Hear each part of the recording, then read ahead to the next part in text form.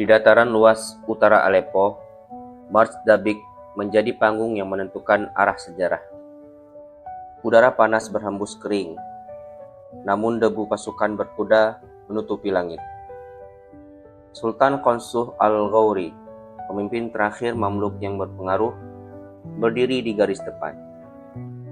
Ia memimpin ribuan prajurit berkuda bersenjata tombak, pedang, dan panji-panji Islam.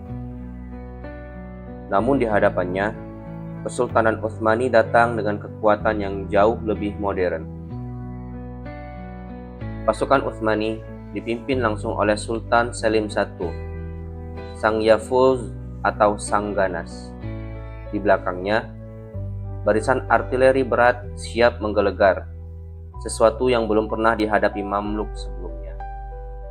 Yanisari, pasukan elit dengan disiplin baja, berdiri tegak memegang senapan sumbu. Sementara itu, kavaleri Sipahi mengepung dari sayap dengan strategi yang matang. Perbedaan zaman dan teknologi tampak sangat jelas, dan Mamluk berada di titik rawan. Ketika matahari meninggi, genderang perang ditabuh, dan March Dabik berguncang. Kavaleri Mamluk menyerbu dengan teriakan takbir menggema ke segala arah. Lembing terhunus, pedang berkilau, dan debu tebal membutakan pandangan. Namun, Maryam Utsmani melepaskan dentuman pertama yang memecah formasi kavaleri. Qansuh Al-Ghawri mencoba bertahan dengan keberanian khas Mamluk. Ia memimpin dari depan, mengayunkan pedang meski usianya telah renta. Tetapi pasukannya mulai goyah ketika hujan peluru dan meriam terus menghantam. Yanisari menutup rapat barisan, menahan setiap serbuan dengan ketenangan luar biasa. Sementara di sayap, Sipahi memotong jalur logistik Mamluk, membuat mereka terjepit. Di tengah kekacauan itu, muncul pengkhianatan yang mempercepat kejatuhan Mamluk. Beberapa amir Mamluk justru beralih memihak kepada Selim, membawa pasukannya mundur. Qansuh Al-Ghawri terkejut, namun ia tetap berusaha menjaga kendali. Sayangnya, tubuhnya lemah, dan di tengah pertempuran ia sakit parah. Dalam sekejap, kabar wafatnya Al-Ghawri menyebar luas, memukul moral pasukan Mamluk.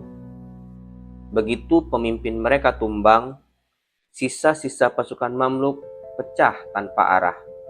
Banyak yang melarikan diri ke Aleppo, meninggalkan medan yang penuh jenazah. Utsmani menguasai pertempuran dengan kemenangan yang telak, hampir tanpa perlawanan berarti. Bayangkan, artileri berat yang muncul pada masa itu melawan manusia biasa hanya dengan panah dan batu. March Dabik bukan hanya kekalahan militer, tetapi kehancuran sistem lama. Mesir dan Syam kini terbuka luas bagi pasukan Ottoman Empire. Pertempuran March Dabik pada tahun 1516 Masehi menandai akhir dominasi Mamluk. Kesultanan yang berdiri berabad-abad itu runtuh dalam satu benturan singkat. Teknologi meriam dan strategi modern mengalahkan tradisi satria berkuda yang gagah. Sementara itu, Utsmani muncul sebagai kekuatan baru yang menyatukan wilayah Islam. March Dabik menjadi simbol tumbangnya era lalu, lahirnya era baru dalam sejarah dunia Islam.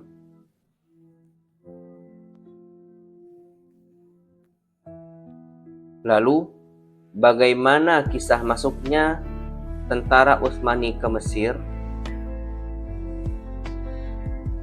Tahun 1516 Masehi menjadi titik genting bagi dinasti Mamluk.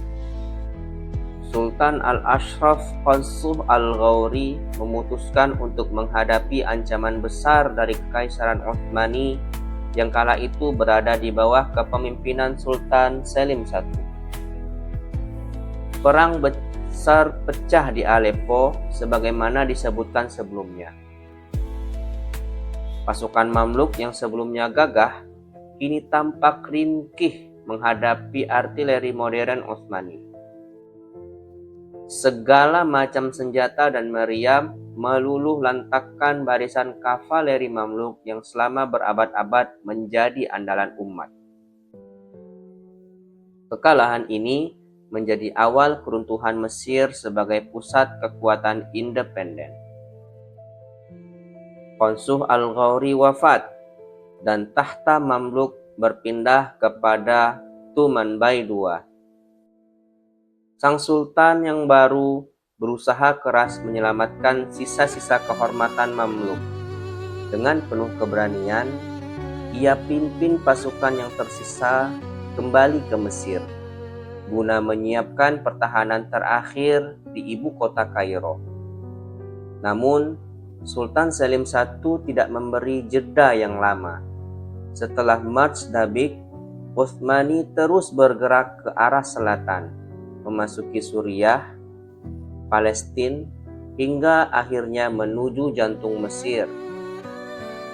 Pada Januari 1517, terjadi lagi pertempuran di Ridania, yakni salah satu tempat di pinggiran Kairo. Sultan Tumanbay II, meski berusaha dengan taktik gerilya dan pemanfaatan jalan-jalan sempit, tidak mampu membendung gelombang pasukan Utsmani yang unggul dalam persenjataan. Pertempuran pun tak terelakkan. Dua pasukan ini bertempur dengan sengit. Banyak jenazah di jalan-jalan Kairo, namun perlawanan akhirnya runtuh. Kota Kairo pun jatuh ke tangan Utsmani. Inilah momen yang menandai berakhirnya kekuasaan Mamluk secara de facto. Tumanbay II ditangkap dan dieksekusi. Riwayat menyebutkan ia ditaruh tergantung di gerbang utama Kairo, menjadi simbol berakhirnya sebuah era panjang. Rakyat Mesir yang dahulu menyaksikan kegagahan para Mamluk kini harus menerima kenyataan bahwa tanah mereka menjadi bagian dari kekaisaran yang jauh di sana. Meski demikian, banyak orang Mesir masih menghormati keberanian terakhir Tumanbay, menjadikannya figur perlawanan yang dikenang dengan penuh hormat.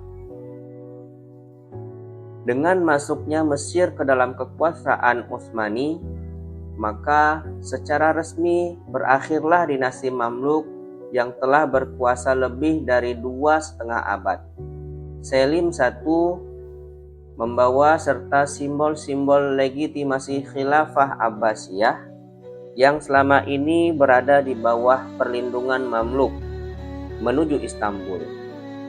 Hal ini menjadikan Istanbul pusat dunia Islam yang baru, menggantikan Kairo.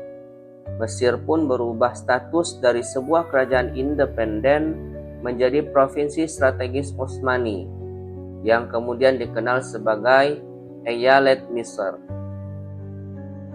Meskipun demikian, bekas para Mamluk tak sepenuhnya hilang. Banyak di antara mereka yang kemudian tetap menjadi elit militer dan birokrasi, namun bukan sebagai sultan, tapi sebagai bawahan dari dinasti Utsmani. Mereka masih memegang peran penting di Mesir, meski tak lagi sebagai penguasa tertinggi. Dengan kata lain, roh Mamluk tetap berdenyut dalam sejarah Mesir, meskipun tubuh politik mereka telah padam. Klimaks ini menutup perjalanan panjang dinasti Mamluk, dari budak yang direkrut di pasar, kemudian menjadi pasukan elit, lalu mendirikan sebuah kerajaan dinasti yang besar, yang bahkan mampu mengalahkan Mongol dan tentara salib, hingga akhirnya tumbang di hadapan teknologi militer modern di bawah naungan Turki Utsmani yang baru berjaya. Keruntuhan ini bukan hanya tentang jatuhnya sebuah dinasti, tetapi juga tentang transformasi dunia Islam dari fragmentasi menuju sentralisasi di bawah naungan Turki Utsmani. Inilah penutup besar. Mamluk menutup lembaran sejarahnya dengan gugurnya para pahlawan dan kehormatan mereka. Sementara dunia Islam memasuki babak baru di bawah bendera Utsmaniyah. Inilah kisah dinasti Mamluk yang berjaya 2,5 abad.